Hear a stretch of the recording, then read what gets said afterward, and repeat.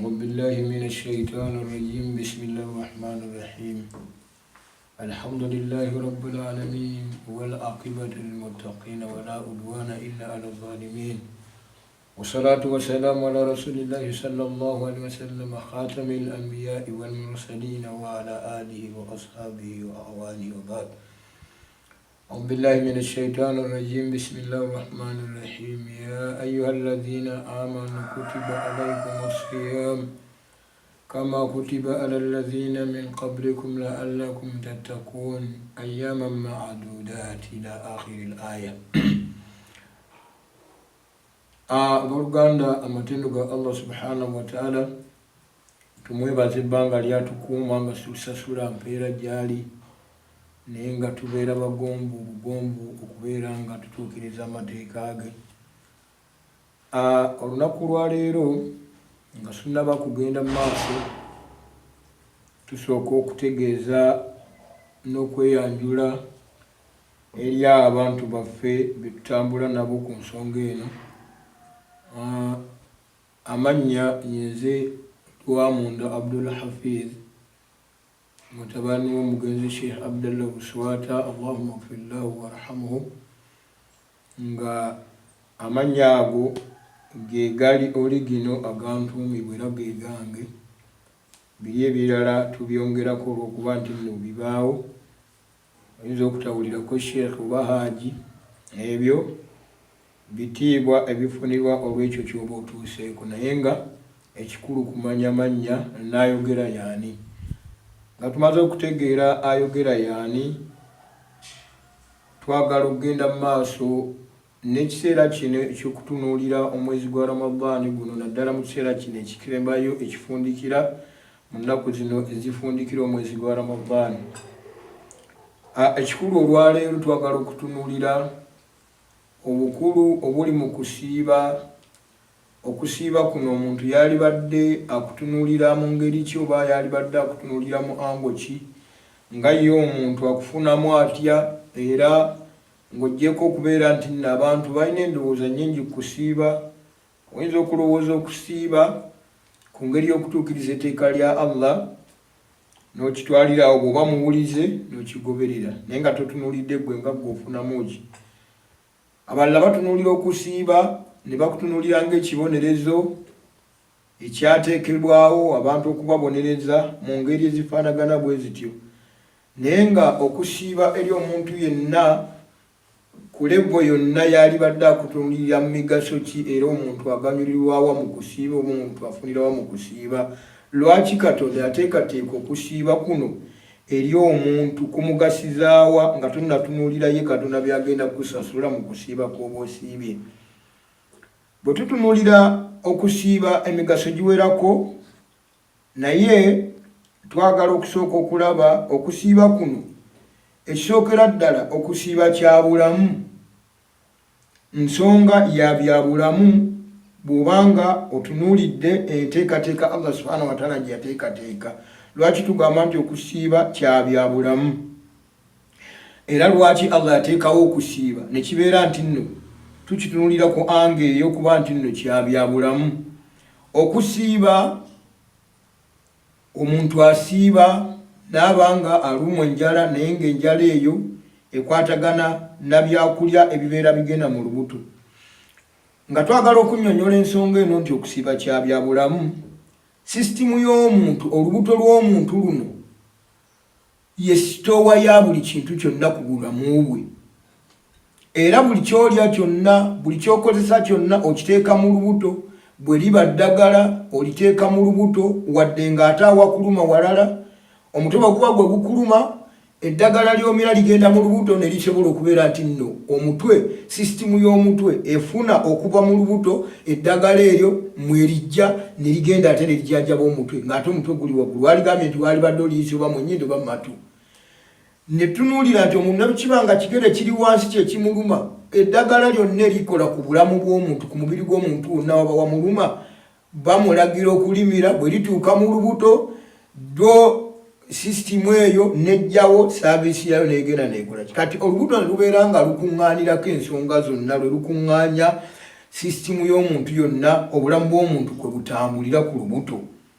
Kaakati omuntu yenna olubuto luteekeddwa okubeera nti nno lulabirirwa mu ngeri esinga okubeera nti nno ate ya mulembe, era mu bateeka omuntu yalibadde nti mu byakola okulabirira omubiri gwe yalibadde asinga kulabirira lubuto. Naye ate tukisanze nti nno ate Katonda yateekawo okusiiba, ate twagala okulaba nti nno okusiiba kyabya bulamu. Nabwe kityo omuntu yenna ekifo ekyobuvunaanyizibwa ennyo bwe kityo ng'olubuto kiteekeddwa okubeera nga kirabirirwa bwe kuba kulongoosebwa, nga kirongoosebwa mu buli kiseera mu kulabirirwa okw'enjawulo.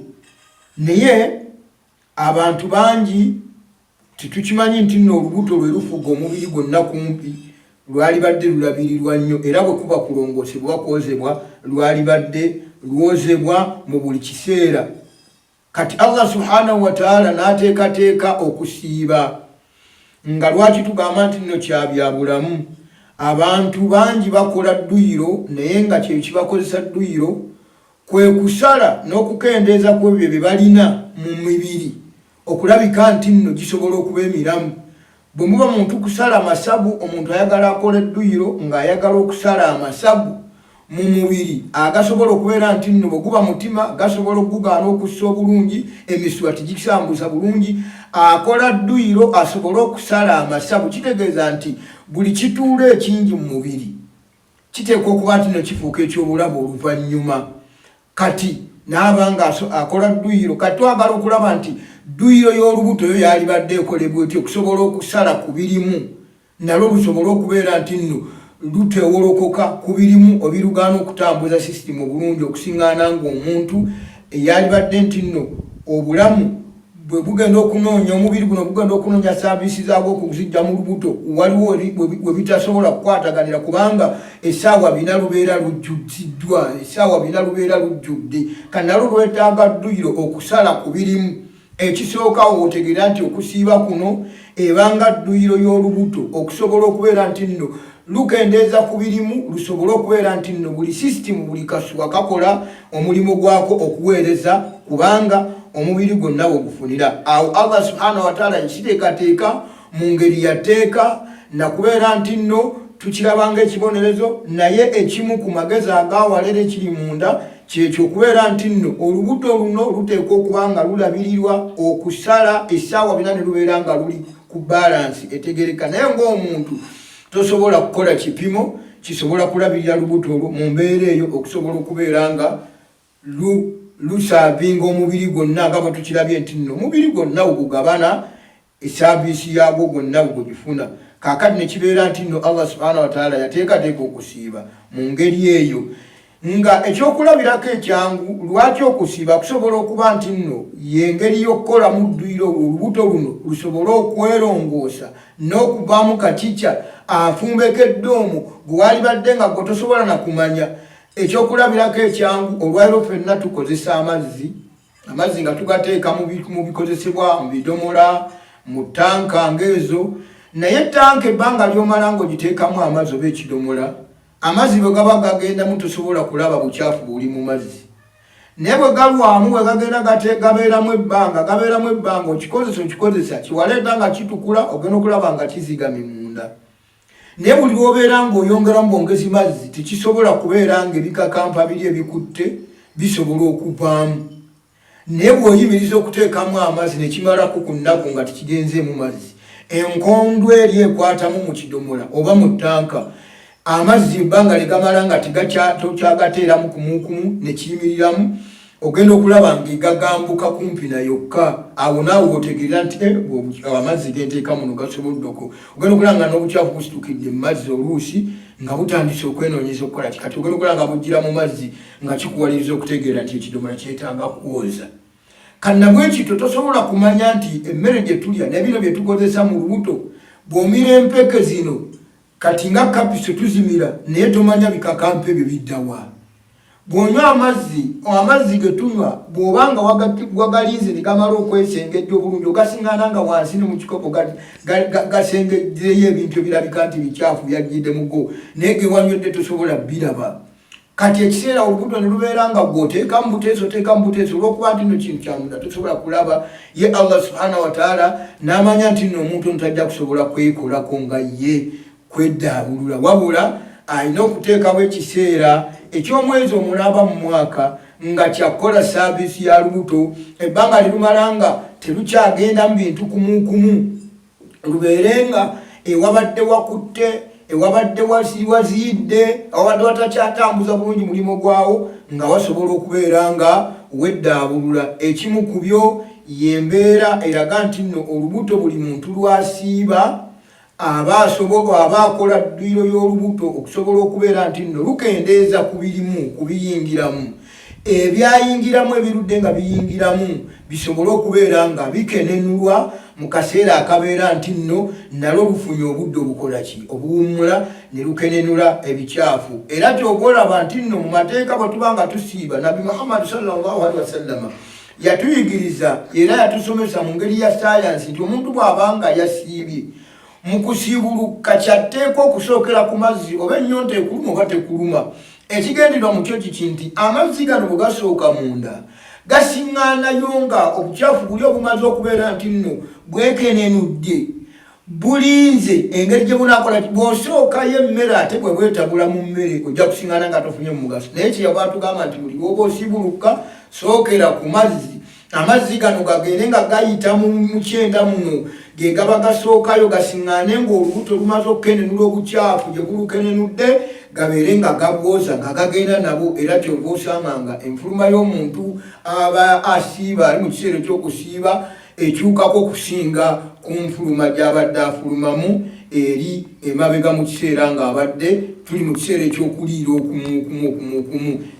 Era nga n'ebyamateeka ababyobulamu bagamba nti omuntu yalibadde nga afuna ekiseera buli kaseera ekyokweyoza mu lubuto, ne bakulaga n'engeri y'okweyozaamu, naye okweyozaamu okwo si kwa buli omuntu asobola okukola ki. Era abantu osiŋŋaana bangi nnyo, batono nnyo okugyako abagoberera ebyekisawo ennyo, yafuna akadde n'aga nti akati kano akadde kanfunengawo akadde ak'okweyoza mu lubuto n'abeera. Naye bw'otunuulira omuntu bagamba nga abadde yeeyozezza yekka mu lubuto, obukyafu obufuluma bwokka toyinza kukkiriza nti nno bubadde mu ggwe. Ne Allah subhanahu wa ta'ala ye n'ateekawo okusiiba nga kwatteeka, tulaba nga tteeka era nga tukitwala nga kibonerezo, naye nga kyabyabulamu atuteekateekera engeri y'okweyozaamu olubuto lusobole okubeera nti nno. Era mu mazima bwe tuba nga tutunuulidde ekintu ekyo nti bwe kuba kuwangaala mu mbeera yaffe eya bulijjo, ng'oggyeko embeera y'okuwangaalira ku mbeera nti abantu abamu balina ssente zaabwe, balina abasawo baabwe babakolako saabiisi,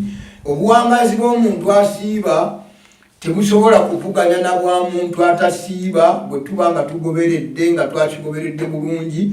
Okugyako bino gamba nti nno zina accident naki, naye bwe buba buwangaazi bw'omuntu ng'abadde akulidde mu mbeera nga afunayo akadde n'asiiba, temusobola kwenkana buwangaazi ako nako ka munda, kiri munda, kisobola kubeera nti nno buli muntu asobola okukimanya. Naye bw'oba okikozeeko okunoonyereza, omuntu asiibira awangaalidde ku bulamu nga bwakusiibako, temusobola kwenkana mu byobulamu, mubeera nti muvuganya mu buwangaazi, temusobola okuwangaala kyekimu. Kale nno ne tubeera nti nno Allah subhanahu wa ta'ala yatuteerawo okusiiba nga tukiraba nti nno kyakutunyigiriza, naye alhamdulillah tukyebaza okubeera nga yakituteerawo nga tukiraba bwe tutyo, naye ne kibeera nga mu ngeri ey'omunda kyabyabulamu era kirongoosa omubiri gwaffe ate nga gufugibwa lubuto. Ekyo alhamdulillah tusobola okubeera nga ey'ensonga tubeera tugifunye. Ensonga eyinza okuba ey'okubiri nga twagala okukakasa omuntu omwo nti okusiiba gwe wennyini sooka okutunuulire ng'akufunamu. Twalibadde tugamba nti nno ne bw'obanga tonnaba kugamba nti nno nti okusiiba kw'abasiraamu, kale omuntu ayinza okukitwala nti okusiiba kw'abasiraamu kubanga Allah yayitira mu kitabo ky'abasiraamu okubeera nga atulalikako okusiiba kituufu, naye nga tonnakitunuulirira ku anga eyo nti okusiiba kw'abasiraamu. Gwe nga gwe ng'obadde otutte omutawaana okumanya nti okusiiba kyabyabulamu, bw'oba okitegedde gwe walibadde oteekawo biseera ki by'olina okusiibamukko nga tonnaba kutunuulira kusiiba kw'abasiraamu, nga okusiiba omuntu akufunamu mu ngeri emu kuzo emu yeeyo. Engeri ey'okubiri gye twagala okutunuulira nti omuntu kituufu ddala kikakavu nti nga tonnatunulira tteeka lya Katonda nakubeera nti nno tulina bye tusuubira mu maaso nga Katonda amaze okutujja mu bulamu buno ebyokufunamu mu ngeri gye twakolangamu emirimu egy'eddiini, gwe nga gwe tunulira okusiiba nti ekifunwamu nga gwe erigga omuntu, sooka okitunuulire. Twagala okutuguma ensonga ey'okubiri era mu ngeri emu. Okusiiba kuno kugasizaawo omuntu. Abaganda tulina olugero lwaffe era ffenna tulukkiriza naye lwakuba nti tetutunulira tetulugaziya naye nga lugamba nti omukkuto mugayaalo. Lwaki bagamba nti omukkuto mugayaalo? Omuntu ebbanga lyamala nga mukkufu era ng'ali mu mbeera nnungi aba mugayaavu. Mu ngeri ki? Nti omuntu ebbanga lyonna abeera mukkufu, buli lwokkuta ogenda okulaba nga puroguramu zonna olinemu yakwega omukkuto mugayaalo. Kakitegeeza nti omuntu ebbanga lyamala nga mukkufu aba mugayaavu ne mu puroguramu ze zennyini n'enteekateeka ne mu kubajetinga oba ne mu kumanaginga ebiseera bye. Kale nno ne kibeera nti nno ate akaseera omuntu ak'okusiiba tetutwala nti nno kakwebonereza, ate kawa omuntu okubeera nti nno taba mukkufu nnyo era asobola okubeera nti nno obugayaavu bw'omuntu omukkufu ate ye buba takyabufuna nnyo, kitegeeza nti aba apulaaninga okusingako ate ku muntu omukkufu. Ate era n'ekyebyo kino omuntu kyabeera nakyo nti bwe tubeera mu kiseera ekitali kya kusiiba, amateeka g'ekisawo ge bayinza okuba nti no ge batulagiramu omuntu engeri yali badde alyamu, waali badde olya kigero ki, waali badde Nabbi Muhammad sallallahu alaihi wasallam yatulaga endya y'omuntu eyali badde entuufu mu biseera byonna yagituyigiriza, n'atulaga nti nno olubuto lw'omuntu munda omwo situteekeddwa kulujjuza kintu kimu. Olubuto luteekeddwamu emiteeko esatu, waliwo ekitundu nga kiteekeddwa kubeeramu mukka omuntu gw'assa, ne wabaawo ekitundu mu lubuto nga kiteekeddwa kubeeramu mmere, ne wabaawo ekitundu nga kiteekeddwa kubeeramu mazzi. Naye omuntu nga tosobola byepimira nga ggwe kubanga olw'okuba obeera mu kiseera buli kaseera kulya tuliira mu mbeera bwe tuba nga tuli mu kusiiba kwegamba ey'ekyekyo obuliko olaba n'oyagala okalye n'omugunenja ne bwe tulina kuluma era ogenda okulaba nga buli ke baleeta buli kayitawo kati n'otasobola kubalansinga kiri ekitundu Nabbi sallallahu alaihi wasallam kyeyagamba n'otawa gaapu lubuto kubeera na kitundu kya mukka na kubeera na kitundu kya mmere na kubeera na kitundu kya mazzi, ebitundu ebyo ebisatu tosobola byepimira nga ggwe. Kati ne kibeera nti nno saawa bina oliira ku kubeera nti byolya weebiri, buli lwolaba byolya weebiri ogenda okwesanga nga oliira mu mbeera etali y'amateeka. Naye omuntu bw'obanga omanyi nti nno okukkuta okufaanagana bwe kutyo kuleeta obugayaavu, kaakati wano tutunulira nti nno omuntu asiiba abeera afunye chansi ey'okubeera nti nno ebiseera ebyo abirowoolezaamu n'ava mu bugayaavu buli. Ekyokulabirako nti ebiseera eby'obuzibu kale katukitwale nti nno omuntu w'ekiseera ky'aba asiibyemu n'ekiseera ekyokuliira okumukumu kwa bulijjo tibifaanagana mu mpulaaninga y'omuntu. Omuntu ali mu buzibu, ekyokulabirako twagala okutunuulira ekiseera kino kye tulimu nti akaseera kano katolwaliro ke tulimu ka lockdown olw'embeera eyajja mu nsi ey'obulwadde buno obwa COVID-19. Naye bw'otunuulira ebiseera biri ng'abantu bali mu mbeera eya bulijjo ekyebyo kye tubadde nakyo abantu bangi, osiŋŋaanye nga kati olwaliro basobodde kano akaseera aka lockdown kayigiriza abantu kwegamba abantu bayinza bapulaningiddemu ate bye babadde batalinaako birowoozo luli. Osiŋŋaana ng'abantu babadde balina emirimu nga naye bali ku mirimu gyabwe bakola bukozi kyasi naye nga tebamanyi